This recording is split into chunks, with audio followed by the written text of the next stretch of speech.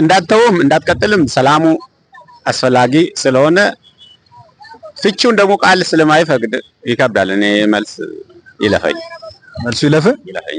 ለምሳሌ በጣም የምትወዳት ልጅ በጣም የምትወዳት የምታፈቅራት ይሄ በአስፈላጊ ሰዓት ለሷ በጣም በአስፈላጊ ሰዓት ቃል ገባላት መቼም ላትለያት ከሷ ጋር እስከመጨረሻው እንደምትቆይ ቃል ገባላት ስለምትወዳት በአስፈላጊ ሰዓት። ምክንያቱም ይሄ ከጥርጣሬ ብዛት ከፍርሃት ብዛት እሷ ቃል እንድትገባልህ ፈለገች።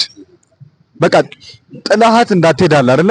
ቃል አስገባች። አንተን ቃል ገብታል አንተም ስለምትወዳት እና ይሄንን ትልቅ ቃል ኪዳን ወይም ቃል የገባለት ሰው በኋላ ላይ ከአመታት ከጊዜያት ቆይታ በኋላ ለህይወት መረበሽ ወይም ሰላም እየሰጠ ባይሆን በተደጋጋሚ የሚያስጨንቅ ነገር ቢያደርግ አንተ ያንን ቃል አፍርሰ ሰላምን ትመርጣለህ ወይስ ያንን ሰው ከዛ ሰው ጋር በመሆን ሰላምን አተ በስቃይ ውስጥ በመከራ ውስጥ ትኖራለህ?